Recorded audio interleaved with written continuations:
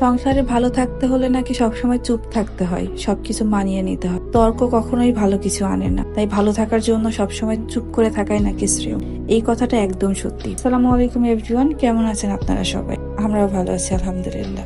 গাজী সাহেব কয়েকদিন আগে আমাকে বলতেছে, তুমি কিন্তু আগের মতো আমার যত্ন করো না। আমি সাথে সাথে একদম ফট করে তর্ক করে বসলাম। আমি যত্ন করি না মানে? সাথে সাথে যে আমি তর্ক করে ফেলছি, এইটা আমার একটু পরেই মনে হলো আমি মনে হয় একটু বেশিই রেগে গেছি। গাজী সাহেবও দেখলাম চুপ করে গেল, আর একটা কথাও বললো না। এরপর একটু আমি দীর্ঘ নিঃশ্বাস নিয়ে শান্ত হয়ে তাকে জিজ্ঞেস করলাম, আসলে যত্ন মানে তুমি কোনটা বলতেছো, আমাকে একটু বুঝাই বলবা? যদি আমার কোথাও কমতি থাকে বা ভুল থাকে আমি সংশোধন করে নেব। সে দেখলাম বুঝতেই পারছে যে আমি শান্ত হয়ে গেছি। সেই সময় সেও শান্ত হয়ে গেল।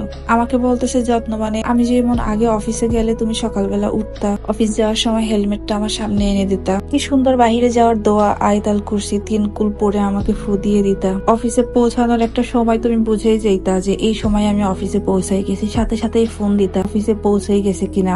এরপর দুপুরে আবার ফোন দিয়ে জিজ্ঞেস করতা আমি লাঞ্চ করেছি কিনা এবং ডিটেলসে জিজ্ঞেস করতা।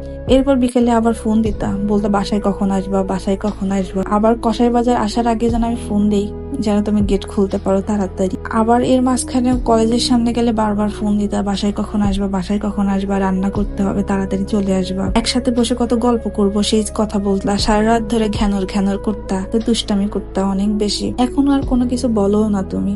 আগে সপ্তাহে একদিন আমার রূপচর্চা করে দিতা, আগে কত সুন্দর আমাকে মাসাজ করে দিতা, আগে কত সুন্দর করে জানতে চাইতা যে তোমার কি কোনো ব্যাপারে টেনশন আছে, মাথা ব্যথা করতেছে তোমার, তুমি কি কোনো কিছু খাবা। আসলে এই ব্যাপারগুলো না আমি খুব বেশি মিস করতেছি। আমি জানি তুমি অনেক বেশি ক্লান্ত থাকো, বাচ্চা নিয়ে তোমার মেজাজ খিটখিটে থাকে। এই যে মাঝখানে যে চেঞ্জটা হয়ে গেছো না, আমি চাই না যে এই চেঞ্জটা আমার আর তোমার মাঝখানে কোনো দূরত্ব ক্রিয়েট করুক। তার জন্যই আমি তোমাকে বলতেছি আমাদের মধ্যে মনে হয় তোমার যত্নটা মিসিং। এই জন্যই বললাম, তুমি কিন্তু আবার রাগ করো না। আসলে কথা প্রসঙ্গ অনেক কম হয়, তুমি এখন কথা কম বলো, বা বাচ্চা যখন ঘুমায় সেই সময় আমাদের কোনো কথাই থাকে না। তুমি বলো যে চুপ থাকো বেবি ঘুমাচ্ছে, আমরা পাশাপাশি শুয়ে থাকি কিন্তু মোবাইলে টেক্সট করি যে এটা করো ওইটা করো। আসলে কত কথা কমে গেছে তাই না বলো? আসলে আমি তখন বুঝলাম যে সত্যি আমাদের মাঝখানে কত দূরত্ব তৈরি হয়ে গেছে। সবসময় না হয় আমি তাকে বলি, আজ নয় সে আমাকে বললো। আসলে আমার বিয়ের এত বছরেও সে কখনো আমাকে বলে না সকালবেলা কেন অফিস যাওয়ার সময় নাস্তা বানিয়ে দাও না। একদম সত্যি, এত বছর অফিস যাচ্ছে, আমি সবসময় ঘুম থাকি, সে ঘুম থেকে উঠে বলে আমি কিন্তু রেডি অফিস যাচ্ছি, তুমি দরজাটা লাগিয়ে দাও। এই মানুষটা কখনো বললো না যে আমি অফিসে না খেয়ে যাচ্ছি। সে অফিসে যাওয়ার পর ফোন করে বলে যে বাসায় ইলেকট্রিক কোনো ডিভাইসে তুমি হাত দিবা না, রান্না করতে গিয়ে পাকনামি করবা না, আমি আসলে একসাথে রান্না করব। এই মানুষটা চাইলে কিন্তু একটার পর একটা আমার ভুল ধরতে পারতো, সংসারে অশান্তি করতে পারতো।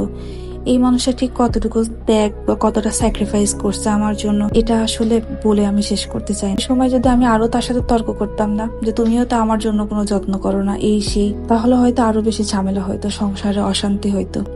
আমি তার এই অভিমানগুলো শুনলাম, নিজেকে পাল্টাবো, অবশ্যই আমাদের জন্য সময় রাখবো।